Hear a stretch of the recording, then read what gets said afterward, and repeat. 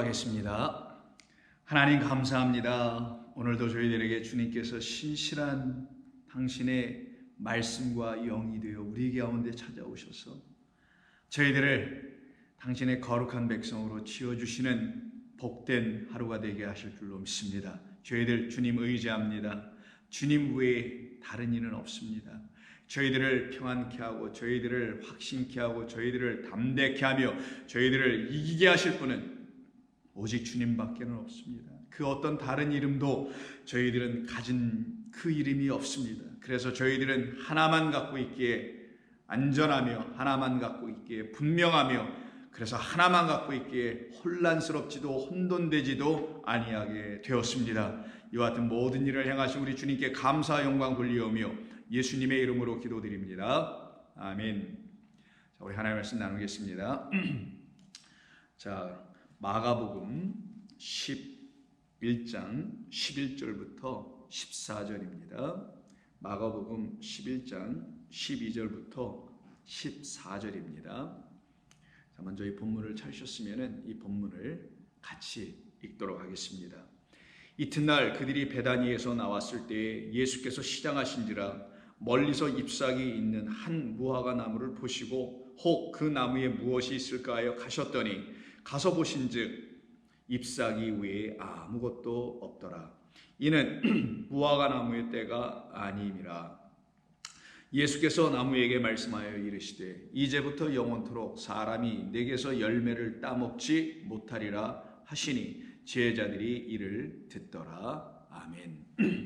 우리는 어제 이 말씀을 가지고 하나님이 주신 참 좋은 나무, 율법, 진리, 은혜, 생명, 참된 양식, 우리에게 주시는 하늘의 생명인 그 성령이라는 영의 호흡까지도 다 해주시는 이 좋은 나무라는 율법을 우리가 미혹의 영에 사로잡히고 붙잡혀서 그들의 말을 듣고 쫓아가다 결국은 사망의 음침한 골짜기로 헤매고 있을 때에 그런 잃어버린 양들이 되었을 때 우리 선한 목자 주님이 우리에게 오셨네요.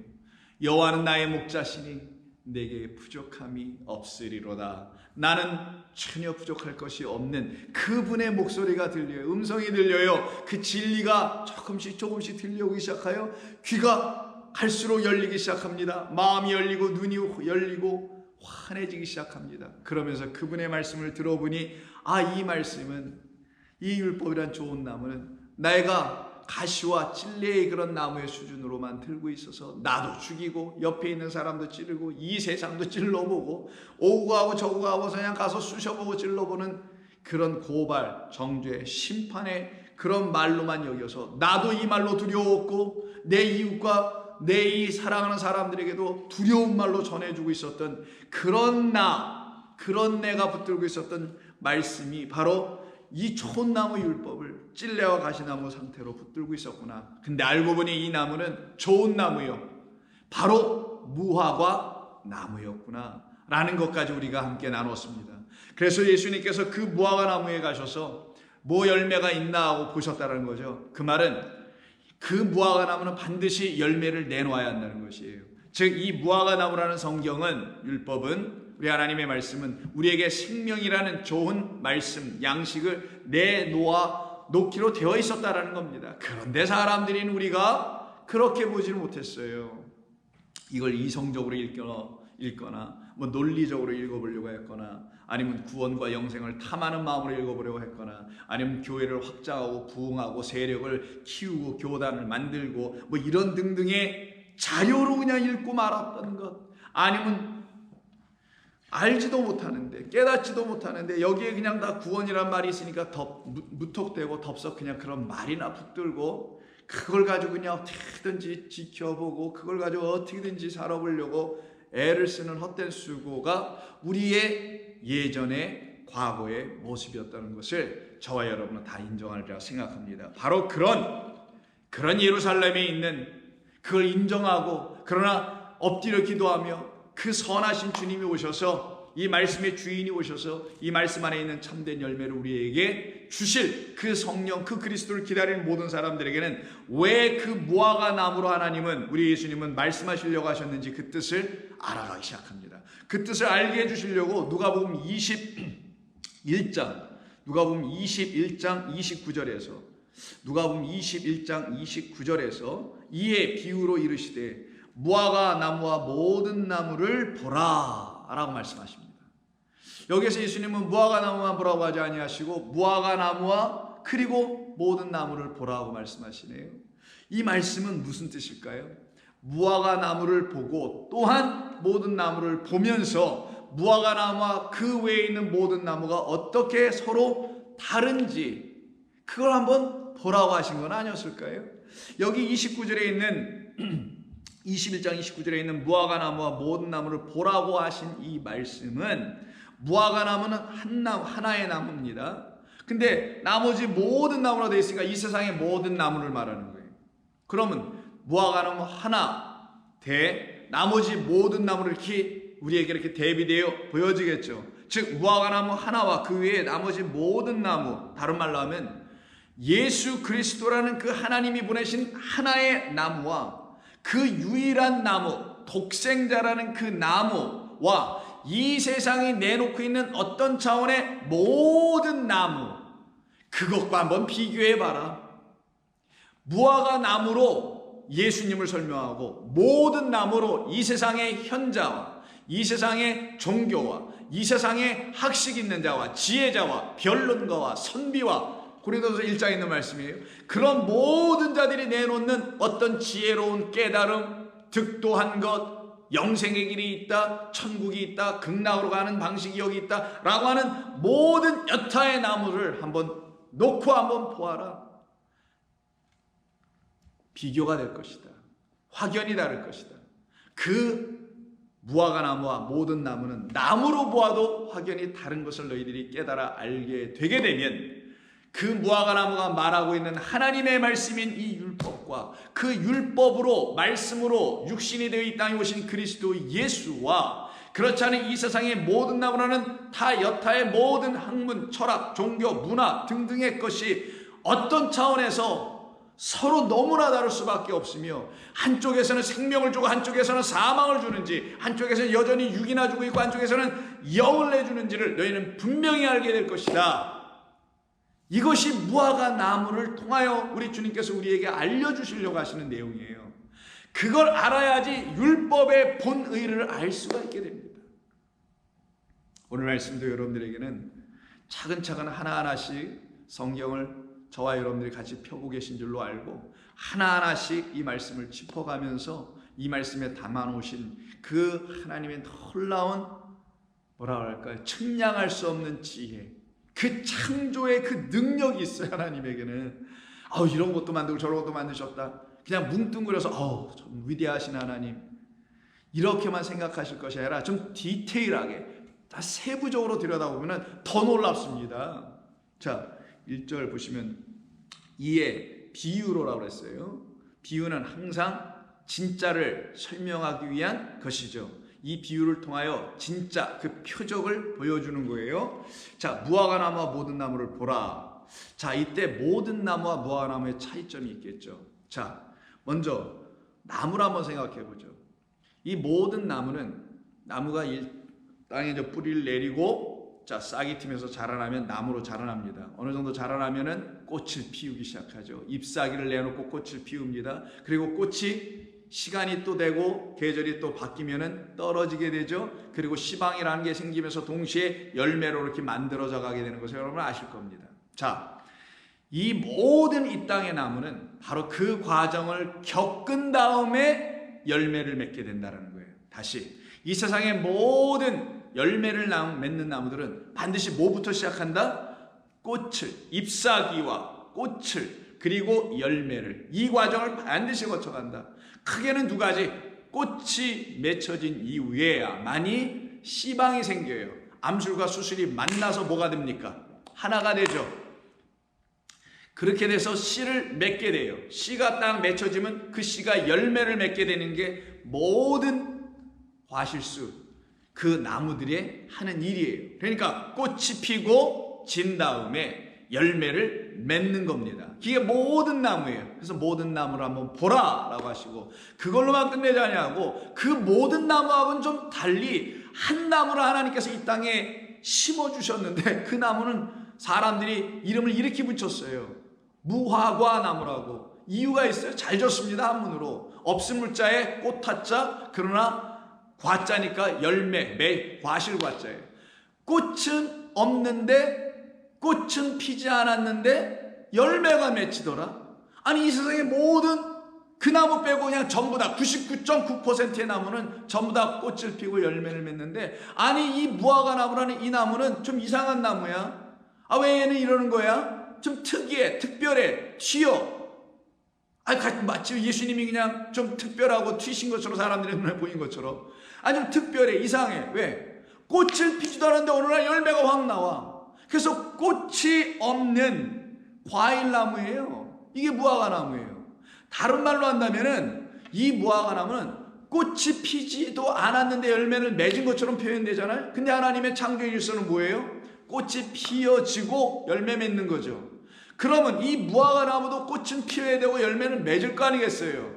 사람들의 눈에, 또 인간의 생각에, 자기들의 눈에 꽃이 안 핀다라고 해서 무화자를 붙였지만 하나님의 질서, 창조의 질서는 안 바뀌어요. 질서 안에는 사람의 눈에 보이지 않는 꽃을 그 나무는 피게 하셨다, 못 피게 하셨다. 그렇죠? 피게 하신다는 거예요. 하나님은. 그게 창조의 질서예요. 하나님은 창조의 질서를 깨지 않으세요. 남자와 여자가 결혼해서 사는 거예요. 남자 살고 여자 살아서 결혼해서 뭘 만들어야 아무것도 생산하지 못하지.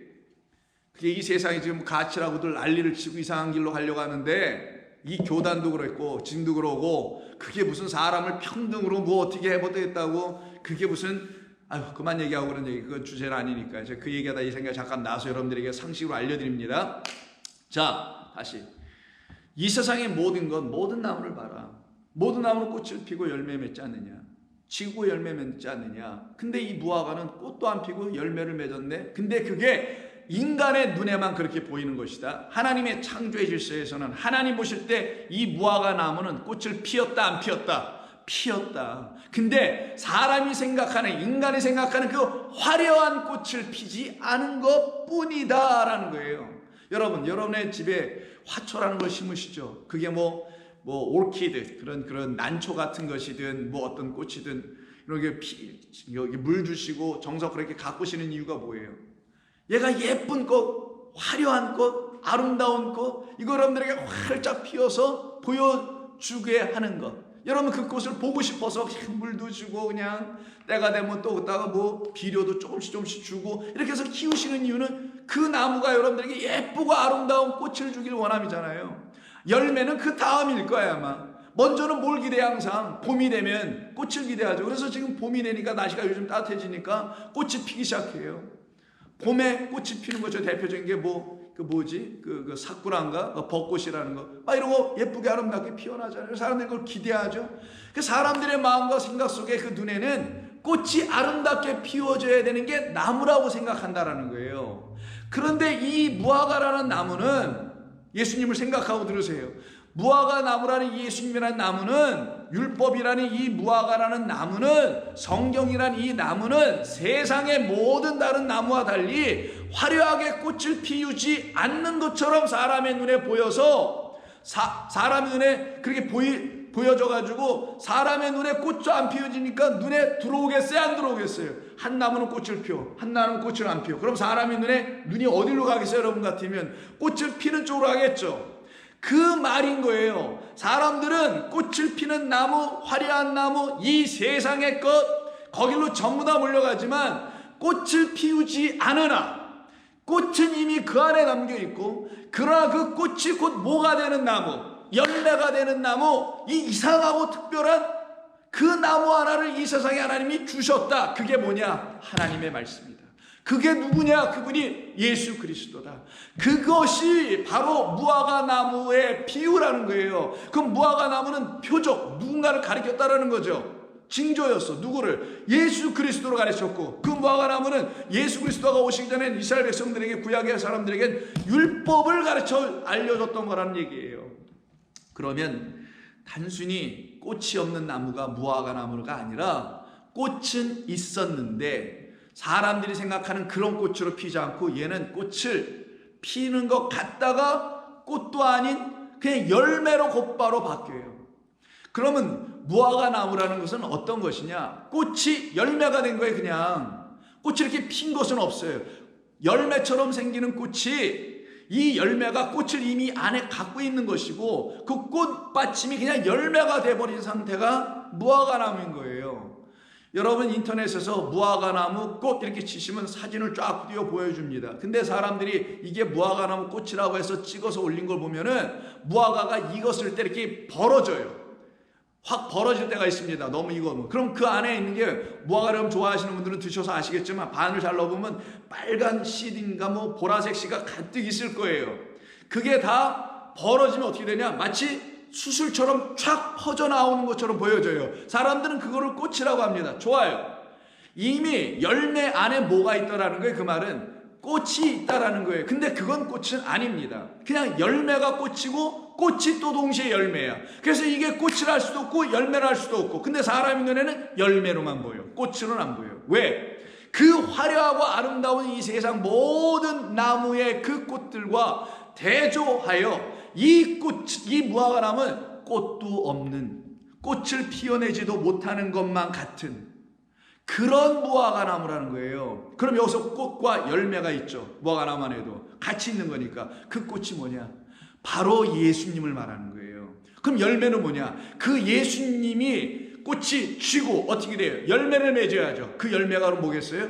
그리스도라는 참된 진리라는 양식을 우리에게 주는 걸 열매 그리스도라고 하는 거예요.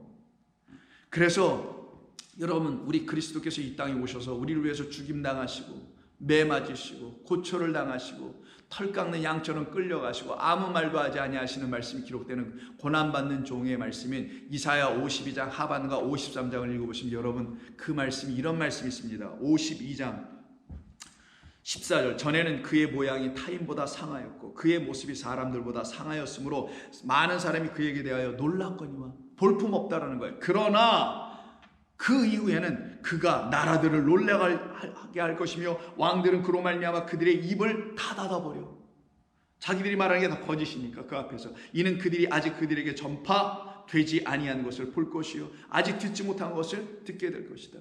이 14절은 예수님을 말하는 거고, 그 예수님이 어린 양으로 죽으신 다음에는 15절, 그로 말미암아 다 놀라운 이야기, 놀란 하나님, 놀랄 수밖에 없는 하나님의 거룩한 신비한 것이 그들의 영혼 속으로 다 들어올 것이다. 자, 그러면 저와 여러분에게 이런 일이 있을 거 아니겠어요? 이런 일이 일어나지 않으면은 우리 주 예수 그리스도는 가짜예요. 이 성경 다 거짓이고. 근데 저와 여러분에게 일어났잖아요. 전에는 하나님의 말씀이 뭔지를 알아들을 수가 없어서 꽃처럼 보이지도 않아.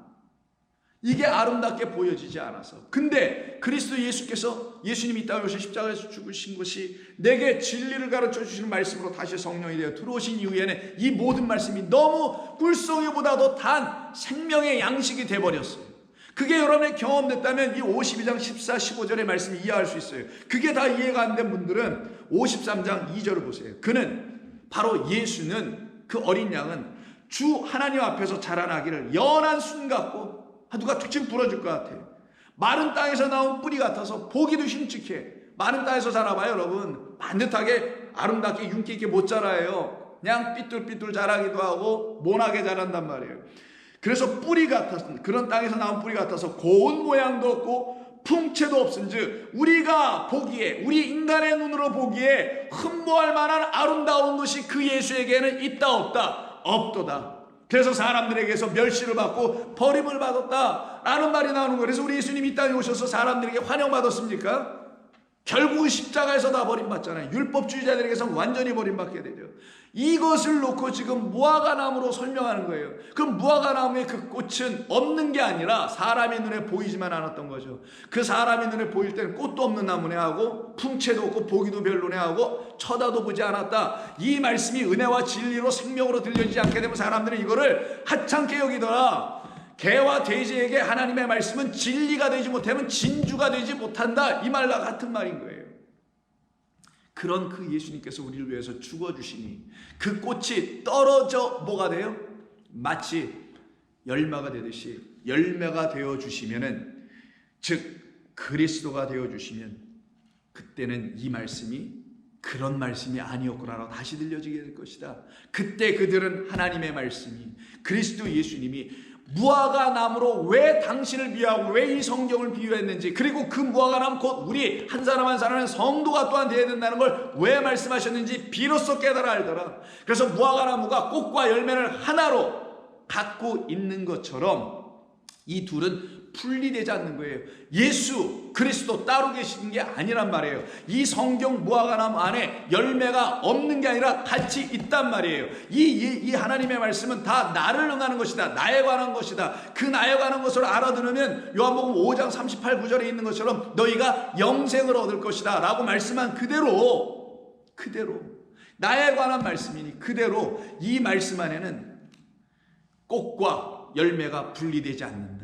그게 무화과나무다. 마치 그런 것처럼 우리 주 예수님과 그리스도는 분리되지 않는다. 율법 말씀이 되어 이 땅에 오신 그분은 그 율법 말씀 당신 안에 생명을 갖고 오신 분이라는 것이 이렇게 분리가 되지 않는다. 근데 이게 우리에게 눈이 열리면 그 예수님은 이런 일을 하신 거구나 라고 나누어져서 보이나 그분은 결국 하나였구나라는 걸 깨달아요. 그들이 선악으로 나눠서 하나님의 말씀을 보거나 선악으로 둘로 나눠서 두 눈으로 세상을 보는 게 아니라 두 눈으로 보고 있지만 하나로 사물을 여러분이 인식하는 것처럼 똑같이 하나로 전부 다 볼 수 있는 능력을 진리로 깨달아 알게 되는 걸 말하는 거예요. 그래서 이들은 분리가 되지 않고 늘 하나님의 말씀 안에서 하나로 존재하는 것, 그것이 바로 무화과나무며 그것이 바로 우리 주 예수 그리스도며 그것을 꽃, 동시에 열매가 된 꽃, 이것을 우리 주님은 설명해 알려주시는 것입니다. 그러니 여기서 무화과나무와 모든 나무를 보라 하면 가서 쳐다보라는 게 아니라 이 보라라는 단어가 마지막 단계 네 번째인 보라, 호라오예요. 그러면 무화과나무를 깨달아 알아보아라. 모든 나무를 또 깨달아 알아보아라. 그 나무들과 이 무화과나무가 뭐가 다른지 깨달아 알아보아라 라는 것이죠. 그래서 깨달아 이제 알았으면 그 진리가 뭔지를 알았어. 그래서 무화과나무로부터 진리를 배워 깨달아 알았으면 결국은 그리스도 예수님으로부터 진리를 배웠으면 그 진리가 내주는 생명이라는 열매를 너희들 따서 먹어라, 가져라, 그 생명에 이르러라. 이 진리를 깨달아 그리고 알아듣게 되고 생명을 갖게 되면 그때가 그것을 깨달아 알아듣게 되는 바로 지금 이 순간입니다.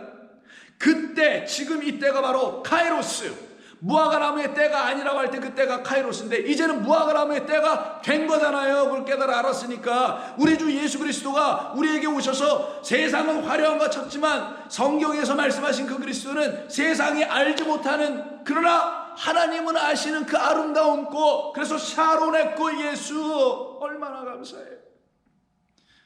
샤론의 꽃 예수, 세상이 모르는, 근데 저와 여러분 알잖아요. 그 샤론의 꽃 예수, 그분 오셔서 그 아름답고 향기로운 그분으로 오셔서 저와 여러분에게 그 무화과나무의 때를 이제 딱 주시게 되면, 즉 그분을 통하여 하나님의 말씀의 진리와 은혜가 여러분 안에 깨달아 알려지기 시작하게 되면 그때가 바로 우리 주님이 여러분 가운데 임하신 것이며 성령이 임하신 것이에요. 왜? 성령이 아니면 교회들은 그 귀를 갖지 못하기 때문에 들을 수가 없단 말이에요. 성령이 임하신 것이에요. 그걸 놓고 하나님의 구원하심의 때인 카이로스가 여러분에게 임하였다라는 거예요. 그 말은 다른 말로 하면 내가 언제 구원받았지? 성도님 구원받은 거 확신이 있어요? 이렇게 물어보는 무서운 사람들 많이 있죠. 이상한 사람들. 그런 사람들의 말을 듣고 내가 구원받았나 안 받았나 확신이 없어. 근데 이 말씀을 딱 들어보니까 나는 그럼 그때 무화과나무의 때가 내게 이미 왔구나. 내 안에 열매인 그리스도가 맺혔구나. 나는 잎사귀만 무성하여 그걸로 뛰나들고 앉아서 난 다 가렸네 하고 있는 이런 수치스러운 자가 더 이상 아니구나. 나는 용서받았네.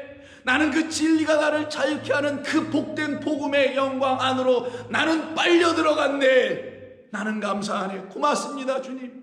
내게 오셨군요. 주님 내게 오셨군요. 성령이 오셨네. 성령이 오셨네. 이 기쁜 소식이 내 안에 들어왔네.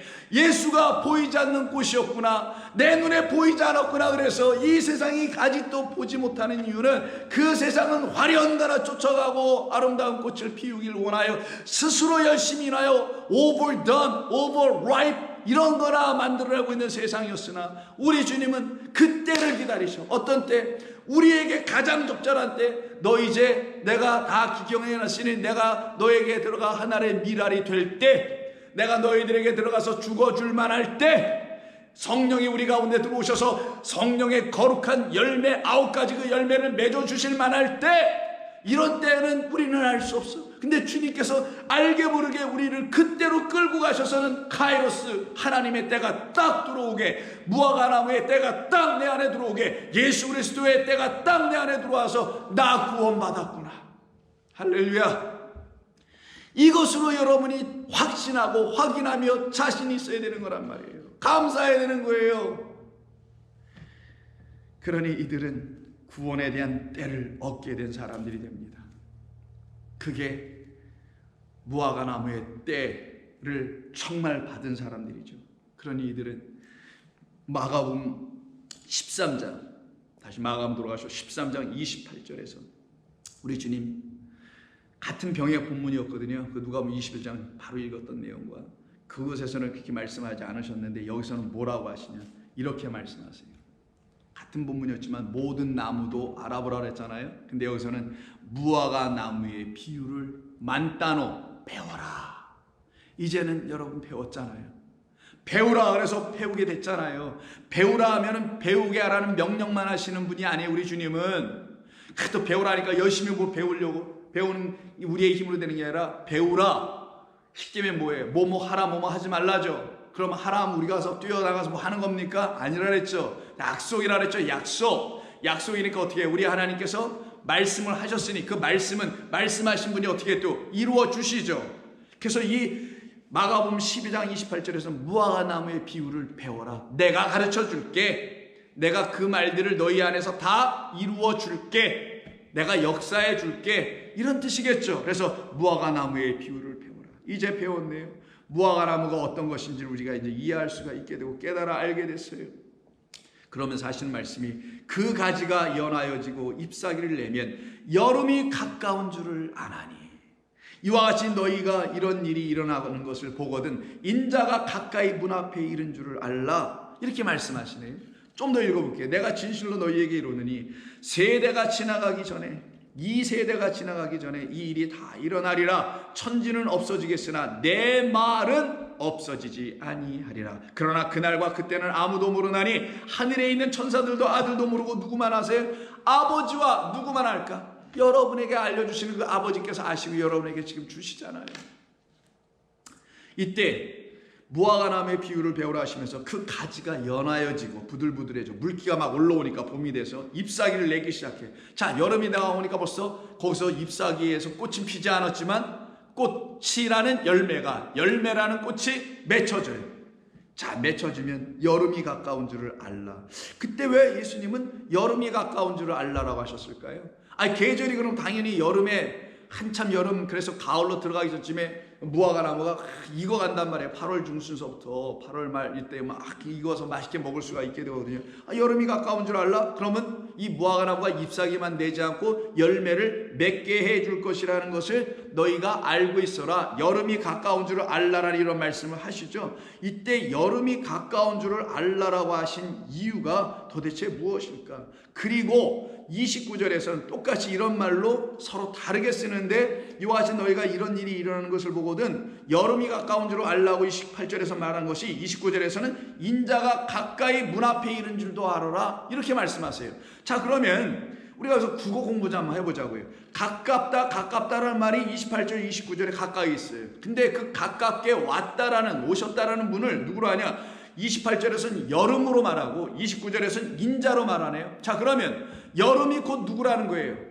인자라는 것과 동격이라는 거잖아요. 여름이 가까이 오는 것처럼 인자도 가까이 올게. 그럼 여름이 가까이 오면 무화과 나무에 열매를 맺어주는 것처럼 인자가 가까이 오면 너희들 안에 무화과 나무의 때, 열매를 딸 수 있는, 추수하는 때, 그것을 따서 먹을 수 있는 때, 율법 안에 담겨있는 은혜와 진리라는 생명의 양식을 여러분이 마음껏 먹을 수 있는 구원받은 하나님의 자녀의 때 주시겠다라는 말로 들려야죠.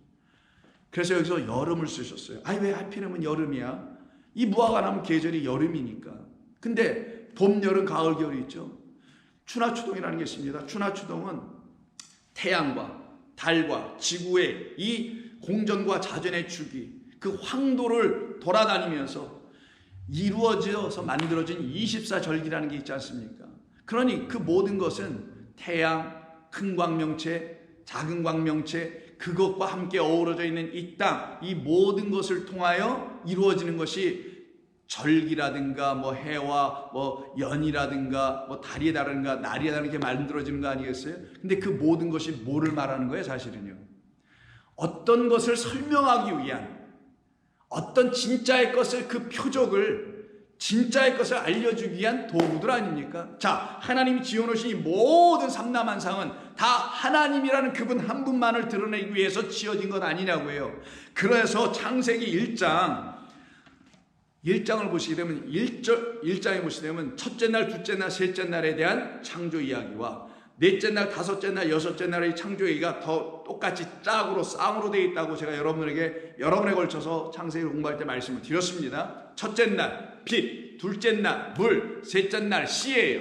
이거는 하늘에 대한 이야기, 하늘에서 하나님이 다 이루신 이야기, 그 하늘에서 이루어진 것이 이젠 땅에서 이루어져야 하니 땅에서 이루어지는 것을 갖다 놓고 넷째 날, 다섯째 날, 여섯째 날이에요. 그럼 넷째 날은 첫째 날의 짝이니 하늘에서 이루어진 그 빛이라는 게 뭔지 이 땅을 통하여 이 땅에서 가르치시는 이 땅의 사람들이 알아볼 수 있는 그 빛으로 설명해 주셔야 되겠죠. 그래서 넷째 날에 해당되는 것도 똑같이 빛에 대한 이야기가 나오는 거예요. 자, 그러면 둘째 날은 물이었으니 다섯째 날도 물에 대한 이야기가 나와야 되겠죠. 여섯째 날은 씨니까, 셋째 날은 씨니까 여섯째 날 이 땅에서도 씨에 대한 이야기가 있어야 되겠죠. 그래서 넷째 날 이 땅에 대한 이야기의 그 빛은 1장 14절, 창세기 1장 14절에서 하나님이 이르시되 하늘의 궁창에 광명체들이 있어 낮과 밤을, 광명, 빛을 발산하는, 빛을 담은 마오르들이 있어서 낮과 밤을 나누게 하고 그것들로 징조를 보여준다. 그 징조는 뭘로 나타내냐? 계절과 날과 해를 이루게 할 것이다.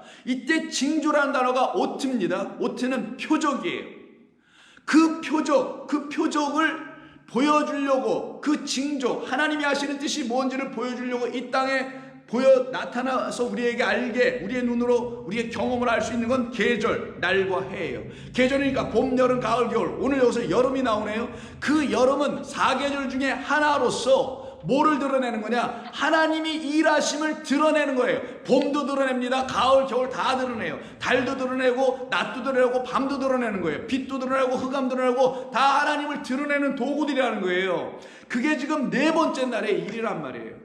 그러니 다시 본문으로 돌아가셔서 이 징조가 일어나는 마가복음 지금 12장 28절에서 여름이 가까운 줄을 알라라는 이 여름은 그 하나님 말씀하신 그 징조인 누구를 드러내려고 하신 것이다. 또 가까이 온다고 하는 29절에 있는 인자, 진리를 가지고 이 땅에 오신, 말씀 육신에 오신 그리스도 예수가 가까이 온 줄 알라. 이거를 지금 말씀해 주시는 거란 말이에요. 근데 이거를 대부분 종말론으로만 이해하고 그냥 멈추는 사람들이 있는데, 자, 그건 나중에 생각하기로 하고, 이 말씀은 인자라는, 이 모든 땅을 지으신 것은 그 인자, 진리를 갖고 이 땅에 오실 당신 곧 하나님, 인간의 눈으로 볼 땐 예수 곧 그리스도라는 그 인자를 들추어 알려주려고 지어놓으신 것 뿐이었다. 여러분, 이거 믿으십니까? 이거가 믿어지려면 여러분들이 이 말씀이 진리로 들려지는 과정이 있었어야만 이게 믿어지고 이해가 되고 알려지고 깨달아지는 거예요. 근데 우리 주님께서 계속해서 말씀하시기를 30절에서 내가 진실로 너희에게 말하노니 이 세대가 지나가기 전에 이 일이 다 일어날 거예요. 어떤 일이? 여름이 가까이 오는 일과 인자가 가까이 오는 일, 문 앞에 이르는 이 일은 이 세대가 지나기 전에 다 올 거예요.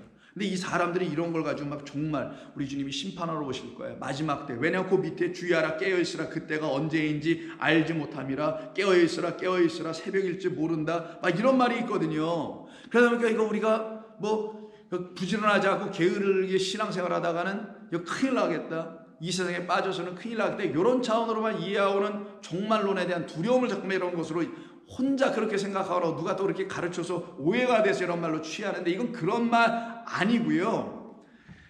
인자가 문 앞에, 여름이 가까운 것을, 인자가 문 앞에 오는 이 일을 이 세대가 지나가기 전에 이 일이 다 일어날 거예요. 천지는 없어지겠으나 내 말은 없어지지 아니하리라. 이런 말 때문에 또 종말로 더 생각하고 이 세대가 지나간다니까 또 그런단 말이에요. 자, 이 30절 31절의 말씀을 잘 이해해야 합니다. 이때 30절에 있는 이 세대가 지나가기 전에 이 일이 다 일어나리라는 말은 바로 천지는 없어지겠으나 내 말이 없어지지 아니하리라는 그 다음 절에 있는 말 31절과 서로 짝이에요. 둘이 같은 말이에요. 그것부터 먼저 알고 계셔야 되고요. 그러면 30절에 있는 이 세대가 지나가기 전에 이 일이 다 일어나리라는 이 말의 의미를 이해해야 되겠죠. 그래야 그 밑에 천지는 없어지겠으나 이 말을 이 무슨 천지가 막 없어지는 대우주적 종말론으로 이걸 이해하여 덥석 겁이나 집어먹고 있는 그런 차원으로 빠져지지 않게 된단 말이에요. 자, 먼저 그러려면 30절의 내용을 더 이해해야 합니다. 이 세대가 지나가기 전에 이 일이 다 일어나리라는 이 말을 더 쉽게 이해할 수 있도록 원래 헬라어로 보면 더 쉽습니다. 어떻게 되어 있냐? 이 모든 일들이 뒤에 것부터 먼저 해야 돼요. 이 모든 일들이 일어나기 전까지는 이 세대에는 없어지지 않을 것이다. 지나가지 않을 것이다. 다시 이 모든 일들이 복수내역은 단수로 했죠. 이 모든 일들이 일어나기 전까지 이 세대는 없어지거나 지나가지 않을 것이다. 그러면 이 일이 일어나야 이 세대가 뭐 없어지든 지나가야 될 거라는 거 아니겠어요? 그때 이 말을 여러분 더 이해할 수 있도록 다시 한번 설명드리면 이 모든 일들이 일어나야만이 이게 우선이에요. 걔가 넘버원. 첫 번째, 이 모든 일들이 일어나야만이 이 세대는 지나가게 될 거라는 거예요. 이때 지나가다라는 단어가 파라에르코마이라는 단어를 썼어요. 근데 이 파라에르코마이는 단순히 지나가는, 옆으로 pass by. 그래서 옆으로 지나가다 pass by라는 이런 말이에요. 옆으로 누가 이렇게 행인이 지나가. 이런 단순한 문자적 의미가 아니라 이 말은 becomes void, becomes vain 이런 뜻이에요. 무슨 말입니까? 여러분 영어 잘하시니까 헛되게 되다 이런 말이에요. 다시 한번 보자고요. 이 모든 일이 일어나야만이 이 세대, 이 게네라는 건 사람이 이렇게 태어나서 이게 만들어놓은 이 세상들이 있죠. 그 세대, 인간이 지배하고 있는 이 세대, 이런 걸 얘기하는 거예요. 이 모든 일이 일어나야만이 이 세대는 헛되게 될 것이다. 이런 뜻이에요. 이 세대는 헛된 줄 알고 사라지게 될 것이다 라는 말이 이전에 이 세대가 헛된 줄을 그들은 알게 될 것이다. 무엇으로? 이 모든 일이 일어나야지. 그럼 이 모든 일이 뭔지를 알아야 이 세대가 헛되다는 걸 깨달을 거 아니겠어요?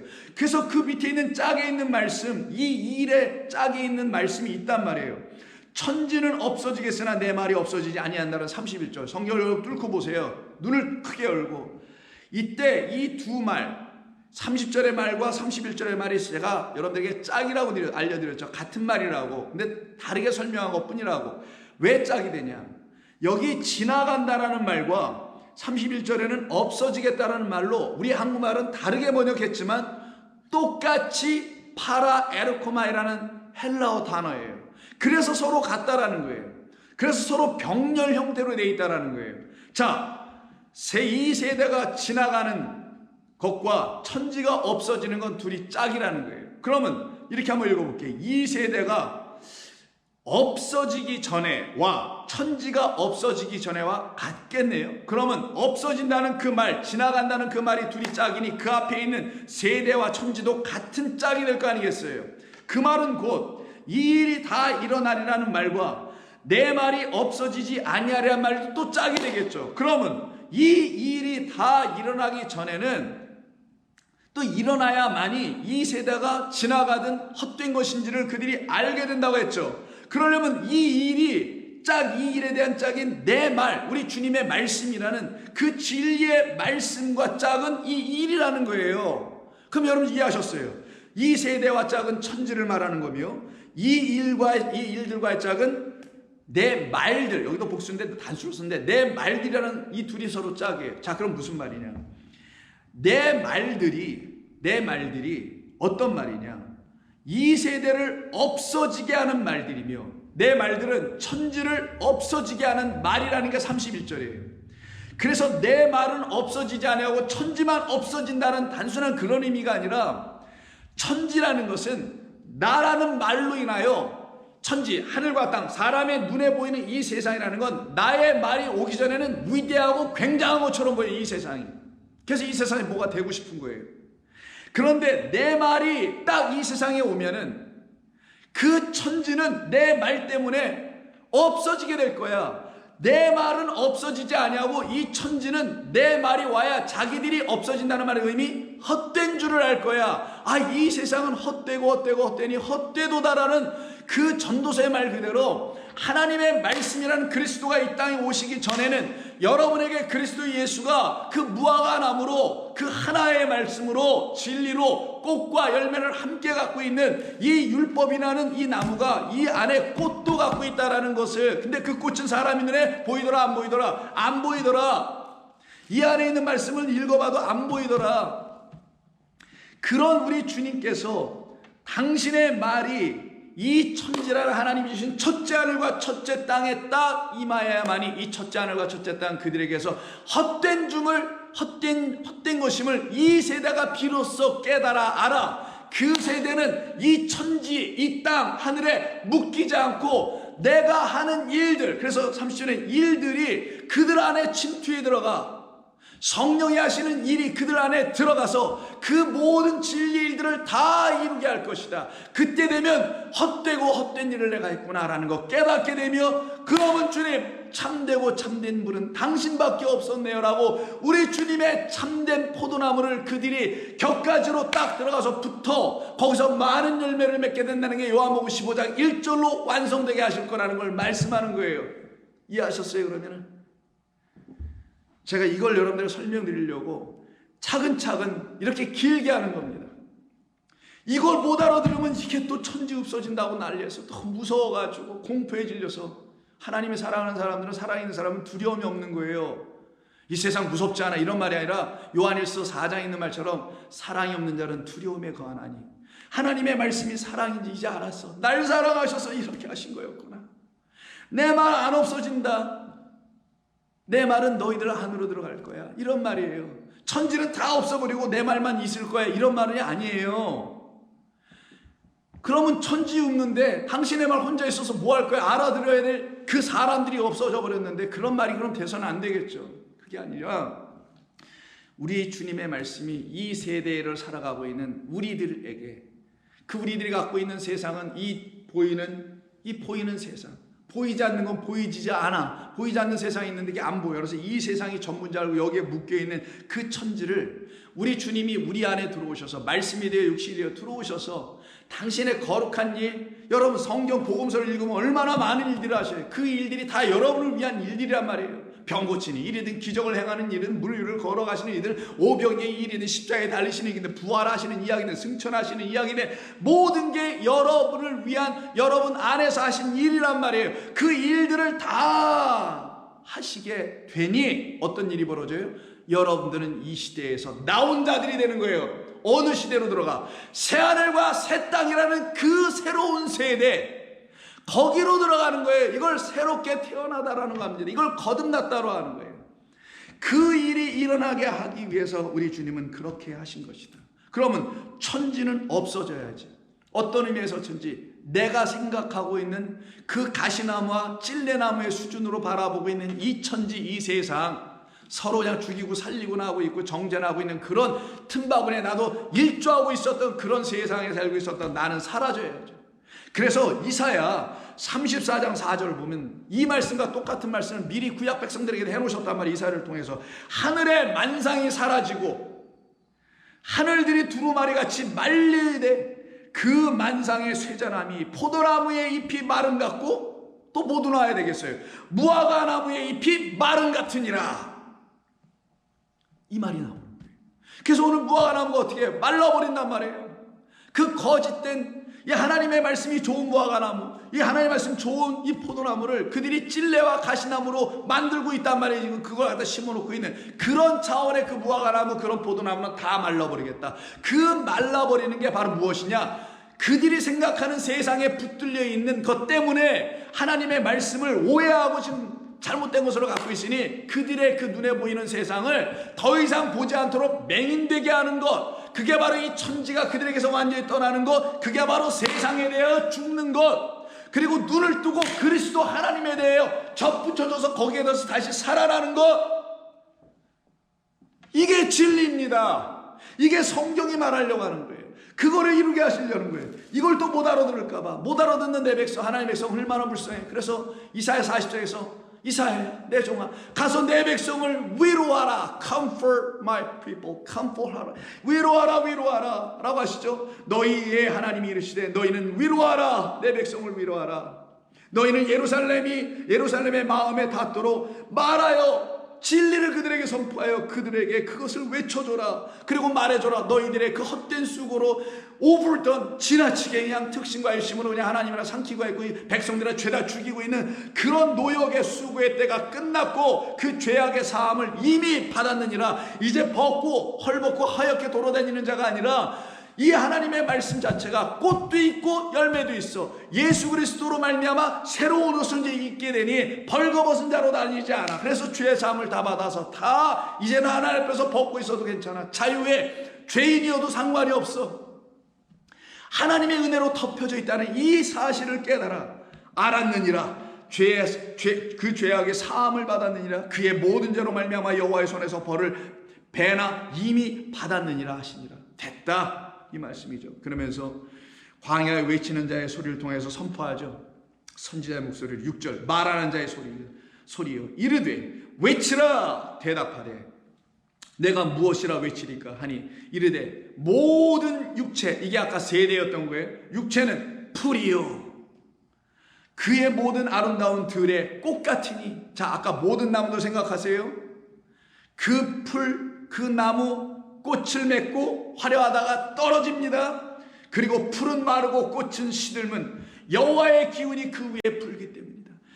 이 세상에 그 무화과나무라는 한 나무가 세워지기 전에는 그 나무를 또한 세우시기 위해서 이 땅에 거짓된 나무들을 다 어떻게 해요? 여호와의 영이 와서 확 불어버릴 거다. 요엘에게 말씀하신 그 영이 내 남정과 여정에 한번 불어줄 것이다. 성령이 여러분에게 부를 것이다. 이미 불려졌고, 그래서 여러분 그 성령을 호흡하고 있고, 그러면 그들이 어떻게 되냐? 자기들이 생각하는 그 아름다운 꽃, 그 나무를 다 떠나서 그 외롭게 홀로 있었던, 말 그대로 lone star, 외로운 별처럼 동박 박사가 보고 왔었던 그 별, 그 lone star, 그 외로운 별 하나 그 나무처럼 서 있는데 아무도 찾아오지 않아. 왜? 꽃을 안 피워주니까 아무도 안 찾아와. 우리 예수님께, 그런 예수님에게, 그런 무화과나무에게, 그런 율법의 말씀에게 사람들이 다시 몰려올 것이다. 푸른 마르고 꽃은 시드나 우리 하나님의 말씀은 영원히 서리라. 천지는 없어지겠으나 그 천지에 해당되는 게 풀, 꽃, 이것들은 다 말라 없어질 것이고 그 세대는 떠나갈 것이나, 거기에 얽매여 있던 세대는 거기서 떠나서 나오게 된다는 거죠. 뭐 사라지고 멸망나는 게 아니라 하나님의 말씀은 그들에게 영원한 말씀이 되었으리라. 이게 아름다운 소식이에요. 그래서 아름다운 이 소식을 시온에 전하는 자여 너는 높은 산에 오르라. 아름다운 소식을 예루살렘에 전하는 자여 너는 힘써 소리를 높이라. 우리 주 예수님이 높였잖아요. 그리고 우리들도 지금 높이잖아요. 두려워하지 말고 그 소리를 높여 유다의 성읍들에게 이르기를 너희의 하나님을 보라. 너희의 하나님을 보라. 여러분, 성경이 우리에게 이런 진리를 알려주고 있답니다. 그러니 우리 주님이 오늘 본문에서 12장 보시면 그 무화과나무의 때가 아직 안 돼 있는 자, 바로 무화과나무의 때인 우리 그리스도께서 우리 가운데 아직 들어오시지 않은 우리들의 옛 모습, 그 세대, 그 천지들은 어떻게 된다고요? 사라져야죠. 끝나줘야지. 말라버려야지. 거기서는 아무런 열매가 나오지 않아야지. 있어도 거짓된 열매니까 아예 뿌리채 말려야죠. 그래서 14절에서 이제부터 영원토록 사람이 내게서 열매를 따먹지 못하리라는 이 말씀을 이루시려고 성전에 들어갔다 나오신 다음에 20절에 그들이 아침에 지나갈 때 무화과나무가 뿌리채 마른 것을 보고 베드로가 생각이 나서 여짜오되 라삐여 보소서 저주하신 무화과나무가 말랐나이다. 예수께서 그들에게 대답하여 이르시되 하나님을 믿으라. 갑자기 뚱딴지 하나님을 갑자기 믿으라. 하나님이 행하시는 모든 그 지혜와 능력과 전능과 무소부재하심과 이 모든 것을 너희는 믿어라. 그럼 우리는 물어봐야 돼. 어떻게 믿어야죠? 어떻게 믿어야 우리 하나님 믿을 수 있는 겁니까? 라고 물어야 되지 않겠어요? 그 어떻게 믿어야만 되죠? 라고 묻는 자들에게 무화과 나무의 비유를 들으라. 그는 꽃으로 왔으나 사람들이 알아보지 못하는 그 사이에 그 꽃 예수는 뭐가 되어버렸다? 십자가에서 꽃이 땅에 떨어지듯이, 그가 십자가에서 지시듯이, 그러나 그가 우리에게 생명의 열매로 바뀌어져서 우리에게 부활의 주가 되어 생명의 주가 되어 들어오셨네. 할렐루야. 그것을 무화과 나무의 비유로 보라. 그러면 너는 하나님을 안 믿을 수가 없을걸. 그리고 그 하나님이 보내신 나 그 아들을 안 믿을 재량이 없을걸, 재간이 없을걸. 그래서 오늘 마가복음 13장 다시 한번 가볼까요? 예수님이 그 여름이 가까운 줄 알라. 인자가 가까이 온 줄 이제는 알아라. 무화과 나무 너희들에게 내가 때가 되어 하나님의 카이로스가 되어 너희에게 들어가서 열매를 너희들에게 마음껏. 성경을 읽으면 막 열매, 그냥 탐스러운 열매가 입에 침이 줄줄줄 나오는 신물이 나올 정도로 그냥 탐스러운 열매를 그리스도께 주실 그때가 여름이 가까운 줄은 알게 되리라. 내가 인자가 가까이 문 앞에 이른 줄을 너희가 알리라. 그래서 여러분이 11장에 보면은 그 나귀들이 어떤 문 앞에 지금 밖에 다 나와서 우리 오실 예수님을 기다리고 있는 나귀 새끼들이 묶여 있었잖아요. 그들을 우리 예수님께서 어떻게 가서 풀어와라. 내가 타고 가야 되겠다. 저들과 내가 하나가 되어 내 나라 갈 거야. 그렇게 문 앞, 그걸 뚫으라고 하죠. 문을. 그 문 앞에 이른 줄 알아. 그럼 문 앞에서 뭐 하시겠어요? 우리 주님이 이리 오너라.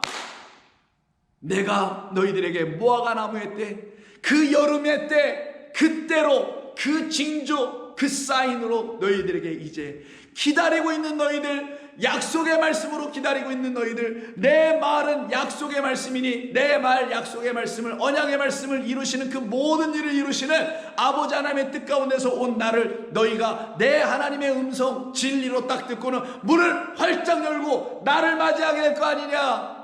문 앞에서 어정어정거리지 말고 어서 나를 영접해야 될 것 아니겠느냐. 그들이 바로 구원받은 하나님의 백성. 이걸 알려주시려고 요한계시록 3장에서 라오디게아 교회, 마지막 교회 완성되는 거예요. 이게 마지막 7번째 교회니까 어떻게 해요? 문 앞에 서 계시겠죠. 그리고는 어떻게 해요? 진리의 포도나무, 진리의 무화과나무께서 문을 어떻게 하시겠어요? 두드리시나니. 볼지어다 20절 내가 문 밖에 서서 두드리노니 누구든지 내 음성을 듣고 문을 열면 내가 그에게로 들어가 그와 더불어 뭘 먹는다네요. 먹고 파고하고 무엇으로? 그 열매로. 그는 나와 더불어 먹으리라. 이기는 그에게는 내가 내 보좌에 함께 앉게 하여 주기를 내가 이기고 아버지 보좌에 함께 앉은 것과 같이 하게 해 줄 것이야. 그래서 요한계시록 22장이 마지막 이렇게 끝나는 거예요. 문 밖에 서서 기다리실, 문 밖에, 내 문 밖에까지 오실 주님을 기다리고 있는 성도들, 내 문을 반드시 두들기실 거야.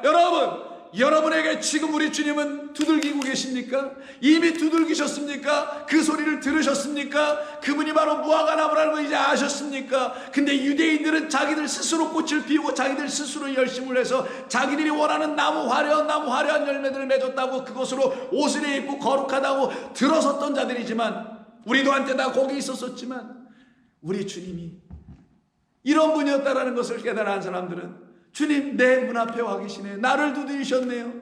내가 당신의 문이 되어 당신을 영접하겠습니다 라고 하는 사람들은 뭐라고 하겠어요?